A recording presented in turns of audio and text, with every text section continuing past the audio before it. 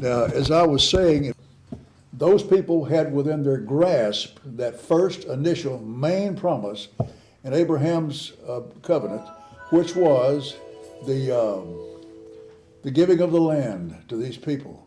They got up there to it. They came through the Red Sea. God parted that thing. They went through on dry land. When they got on the other side, the Egyptians were hot on their tail, as it were, and God shut that sea in on them and destroyed the whole mess. But they got in there and went to the very edge of the promised land. Then they sent spies in there, and they all came back, and then only 2 of them said, we can take it. The other 10 were scared to death, or however many it was, scared to death because they said there are giants over there. We can't possibly take them. If I had come through the Red Sea and seen the entire Egyptian military wiped out by the hand of God, I don't believe I'd let a few giants scare me off. I couldn't whip one giant, granted. But I couldn't go through that Red Sea either, granted. But yet God did that and said, I'll take care of this other. But there was a hitch. They had to fire the first shot. They had to start the fight.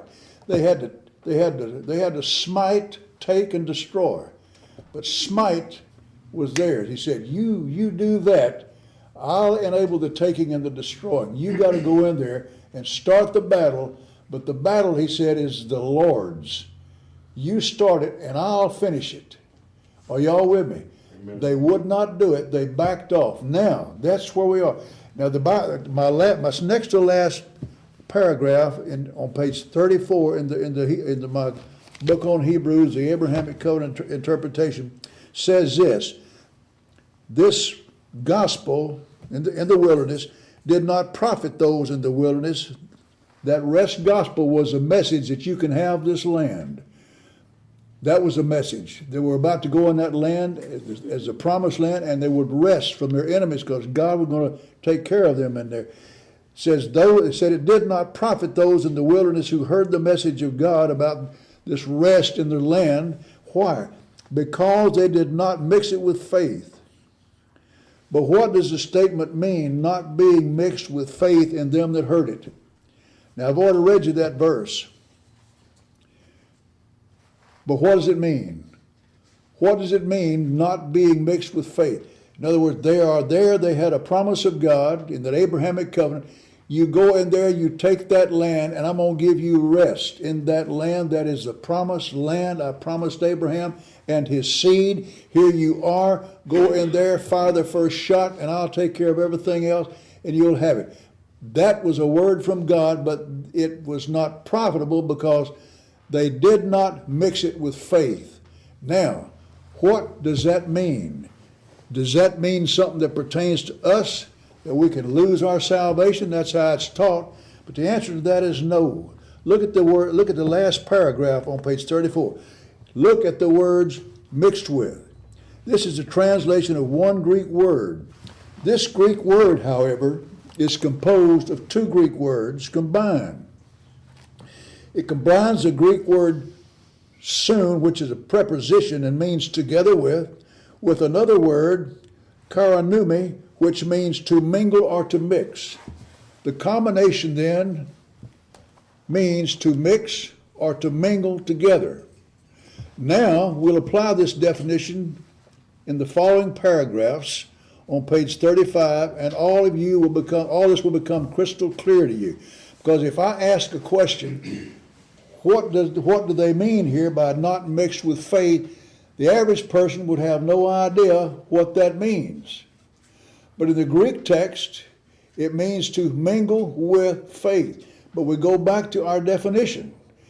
You see, the things that I taught you up in Splendora, these things are behind every verse in the Scripture once you learn them, and it opens the Bible up to you in ways you've never seen. So mixed with faith, what does that mean? First paragraph on the top of page 35. Previously, we said that faith is information we get from God for us to act upon. I believe that it would be, it might help our understanding if, when I say faith is information we get from God, I believe if I would put information hyphen instructions, Faith is the information or instructions we get from God for us to act upon. That makes it plainer, doesn't it? You see, the Hebrews in the wilderness already had information or instructions from God that they had accepted as having come from God. Now, there's a bunch of instructions or information that these Jews had, beginning with that Abrahamic covenant, that they had accepted. That became their belief system. Their belief system became their doctrine. This doctrine, belief, acceptance of this information is what the Bible refers to as one half of faith, or one side of faith. That's the knowing side. The accepted side. They accepted what God said in that Abrahamic covenant. But they did not mix it with the other side of faith, which is acting out what those instructions are, and the Bible calls that acting out believing. Do you understand what I have said to you now 25,000 times over the past years? You understand? Believing is acting on the information. Are you with me? All right. They did not mix with their information this information here, because they would not accept it. Had they accepted it, they'd have walked it out. Moses told them on the Red Sea as he held his staff up. He said, I'm going to hold my staff up. God told me when I hold my staff up, that Red Sea is going to open and we're going to go through it. And then on the other side, he's going to close that sea down on the Egyptians while they follow us and destroy them. And he did. Now they're to go into the promised land and repeat the same thing over, except this time they're to go possess the land. And when God got in there in the book of Deuteronomy, he said, you start the fight and I'll finish it. I could go back to Deuteronomy and give you verses, but I'm not. We're going to keep going. I want you to see all of this. But do you understand what I have said to this point? Okay. Third paragraph. Second full paragraph. They not only had this information, but also accepted it as having come from God as such. This body of information became their faith, doctrine, instructions, that which they're supposed to act upon. Remember this well, dear reader. They had information from God, which they had acknowledged and accepted as being from God. This acknowledgement and acceptance made this information instructions their faith. Therefore, the Hebrews in the wilderness had faith. Are you with me? Now the time came to possess the land promised them, but giants occupied it. God, however, sent information through Moses that they could uproot the giants living in the land. God gave them by Abrahamic promise, but they refused to believe it. They refused to believe that they could indeed uproot the giants and conquer the land. Notice something. They refused to believe that they could beat those giants. They also refused to believe that they could whip that Red Sea. They were going to perish. The sea would get them, or the Egyptians were closing in behind to kill them. One way or the other, they'd had it. They ran out of days with that Red Sea, but God came through.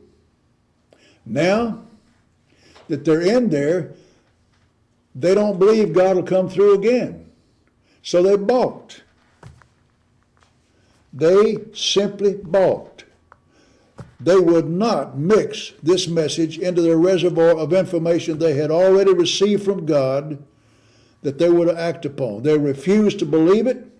They refused to believe that they could indeed uproot the giants and conquer the land. Now, the next big paragraph. First of all, let's stop. Is everybody with me? All right, now, over the centuries, they had previously received information from God that they accepted as having come from God.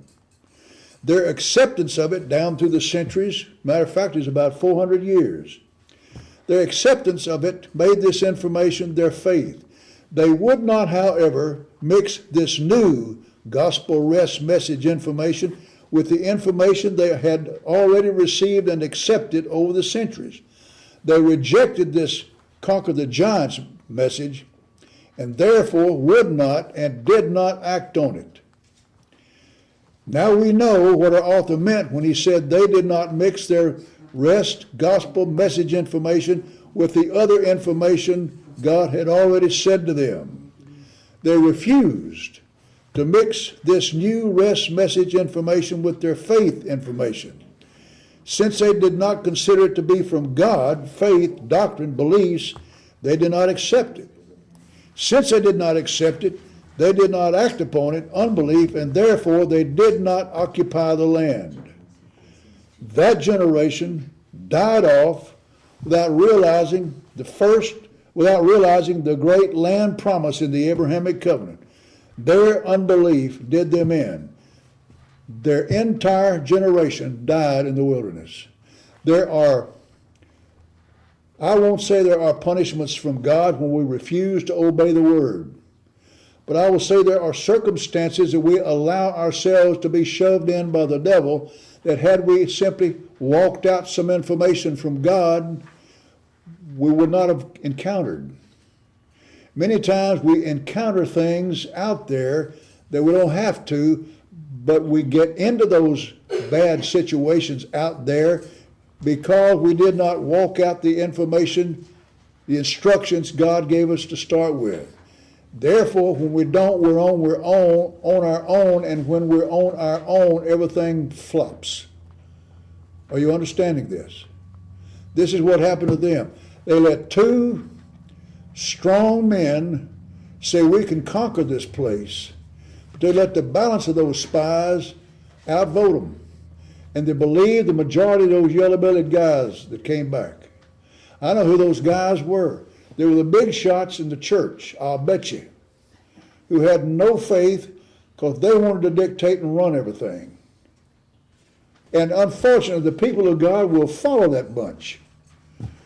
But a Moses, boy, they hesitate because it gets risky when you're following a Moses, because he's a trailblazer. These guys will get back within the crowd and rear back and say, well, you see, that kind of fellow that God has being a trailblazer is not popular with that other element. So that element that held back, I know exactly who they were. They are this analytical group who think they can figure out everything. Brother, you don't figure out the things of God, you act it out. Don't figure it out, act it out. For when you act it out, it's out of my hands. It is totally out of my hands if I act on what he said. It's up to him. Now, I didn't write this Bible, but my job is to act it out. When I act it out, it's not my problem. All right, anyway, this entire generation died in the wilderness. But, Hebrews 4:6, therefore it still remaineth that some must enter therein. And they to whom it was first preached entered not in, because they did not believe that they could get that land, even though God said it is yours by Abrahamic covenant right. And I have said, you fire the first shot, I'll fire the rest of them for you. But they wouldn't act on it. But there was a rest. After the generation was dead, they went on in there and got it. But now, look in Hebrews 4:9-11. There still remains a rest to the people of God. For he that has entered into his rest, he also has ceased from his own works as God did from his. It would have been work for them to get out there and whip those giants. They didn't have to do that. Just get out there and fire the first shot. God took care of it. Are you listening to me? It was work to whip those giants. They did not have to whip them. Just get it. It's like Jericho. Once they finally got in there, God said when they got to Jericho, Jericho was formidable to them, and they wouldn't let them pass. And they said, we can't handle this. And so God said, I tell you what, I don't want you to fire a shot this time. He said, instead, I want you trumpet players to go around and march around the town, march around this Jericho thing, 7 days. And every day, when you go around, blow your horn, blow the trumpets, sound the trumpets. And he said, on the 7th day, watch what I do to it. So they did it, and on the 7th day, the walls fell. They didn't even have to fire a shot. But then they went in there and slaughtered the inhabitants of that place and passed on through. But God knocked the thing flat. That thing which they feared, God took care of. These people were the special people of God in the Old Testament era. And in a lot of ways, they still are. Because we are grafted into the system of those who obeyed the words of God from that Old Testament. We are grafted into the Jewish nation as it is, that are the saved aspect of it, that obey these Abrahamic commands. Are y'all with me? So then, verse 9 through 11, he that has entered into his rest, he hath also ceased from his own works as God did from his when he made the world. Let us therefore labor to enter into that rest, in verse 11, top of page 36. Lest any man fall after the same example of unbelief. Let us therefore labor to enter into that rest, lest any man fall. Now look at here. When the average Christian comes to this, lest any man fall after the same example of unbelief, our arms thrown up in the panic, our voice gets squeaky, and we say, I knew it. Look at there, I can fall. They did. They were God's chosen people, and they fell. I'm God's people now as a Christian. That means we can fall and lose it all. How many times do I have to say that's not the right interpretation? This is not Christians he's dealing with here, it's Jews. Let's keep going. In the wilderness, the rest was the land. First paragraph. The rest in the book of Hebrews was, among other things, the rest from the many sacrifices required by Moses' law. In other words, those Hebrews in the wilderness did not enter into God's rest. They could not enter into it because they refused to act upon the information, instructions, belief system that God gave them through Moses. They wouldn't act upon it, which registered their unbelief. Therefore, they could not enter into this rest land. How then are we to interpret, this is lest warning number 4. How then are we to interpret lest warning number 4 here? How did a Hebrew in this context come short of God's rest? The following paragraphs will clearly answer this for you. Now just listen to this. May I say here, I have repeated line upon line, precept upon precept, over and over and over again. Finally, this thing is soaking in. God never gave the law to earn their way into that promised land or into heaven. That Moses' law and the sacrificial system was given so that when a Jew sinned, he could make the proper sacrifice and he could maintain every blessing God gave him in that Abrahamic covenant, sins and all. Raise your hand if you understand this. All right, but see, over at the other church, I don't believe we ever did really get a handle on it, but we are through this study. Now then, how are we to interpret this warning here, this lest warning number 4? And that lest warning is lest any man fall. All right, here's the paragraph. A rest remained for God's people then, and it remains for them until this day. Our author said twice in verse 9 above, he said, there remaineth a rest for the people of God. In verse 6 above, he said, it remaineth that some must enter God's rest. Those in both ages, Old Testament and New, who accept the rest gospel message as information from God and act upon it, that is, believe it, enter God's rest. Those in both ages who do not accept this rest gospel message as information from God and act upon it because of their unbelief do not enter into God's rest.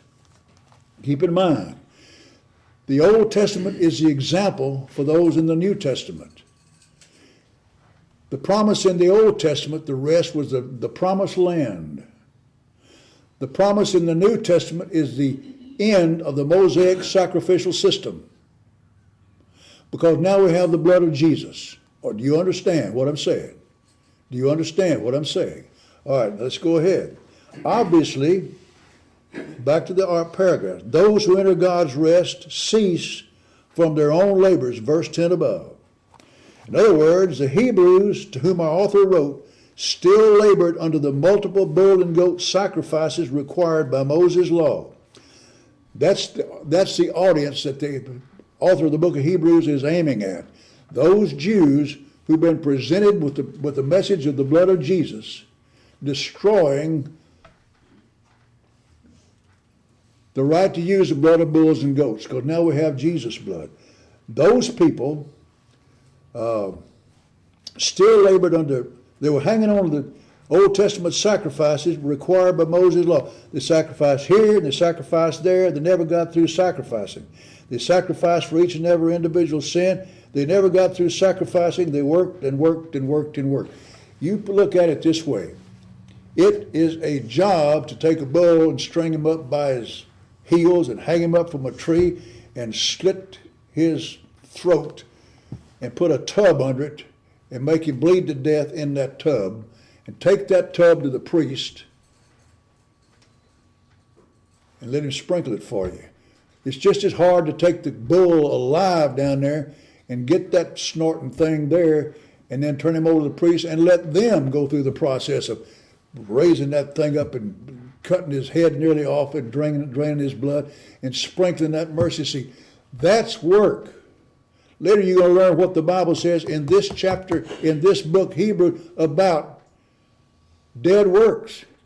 You're about to learn what they are. It's the sacrifices. That was work. They worked, they worked, they worked. Now the next paragraph, but now God no longer accepts the sacrifices of bulls and goats. He only accepts the one-time sacrifice of the Son of God. Jesus shed his blood, and it was and is so complete and so powerful that no sacrifice will ever be required again. His sacrifice blots out all sins, past, present, and future. I'll give you more on this subject later. But now compare this with the sacrifices required by Moses' law. Many times they had to sacrifice. They had to sacrifice as each sin was committed. They had to sacrifice as it happened. They worked, worked, and worked. They labored, labored, and labored. Then, if all this was not enough, they had an annual sacrifice, the National Day of Atonement. Labor, labor, labor. Work, work, work. Sacrifice, sacrifice, sacrifice. That would have driven anybody nuts to keep up with all that. Are you with me? Now, no wonder our author emphatically declared in verse 10 above, for he that has entered into his rest, into God's rest, he also has ceased from his own works as God did when he created the entire universe in 6 days and rested on the seventh.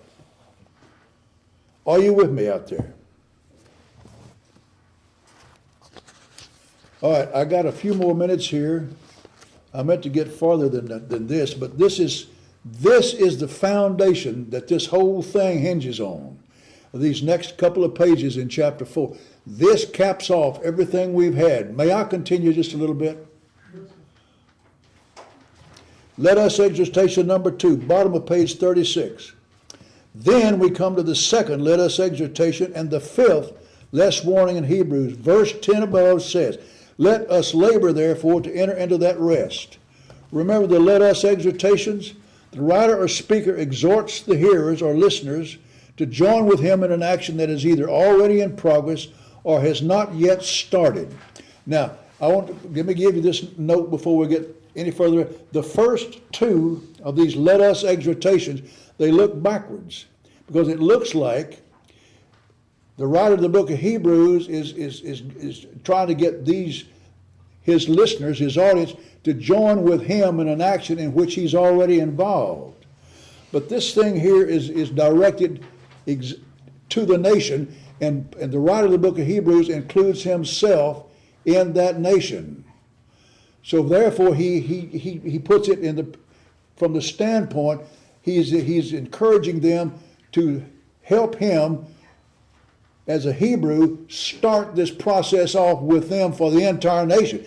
He's trying to get the entire nation to start this thing up with this let us exhortation. Therefore, from this point on, the rest of the book, as these let us exhortations come in, you will find the difference that it's already going on, but the first two, Paul was dealing with Israel as a whole, the entire Hebrew race of which he was part, and he said, let us. Do you understand? Well, this will become plain as we go, but the first two, it has to do with the nation starting up. Well, Paul included himself as a nation. He was already started, but the nation had, so he said, let us as a nation get with it here. Okay, let's keep going. In this passage, our author first paragraph on top of page 37. Our author exhorts his readers, the nation, to join with him to start this action. Obviously, his readers had not yet started laboring to enter God's rest in the way prescribed by God. They frantically attempted to establish their own righteousness by the works of the law. Work, work, work, labor, labor, labor. They did not realize that by the works of the law, absolutely no flesh, Jew or Gentile, could ever be justified or cleared of the guilt of all their sins. You've heard me say that hundreds of times. But notice something here. The works of the law was this. When a Jew sinned, if he sacrificed properly, he could keep his birthright, which was the Abrahamic blessings. That was the works of the law.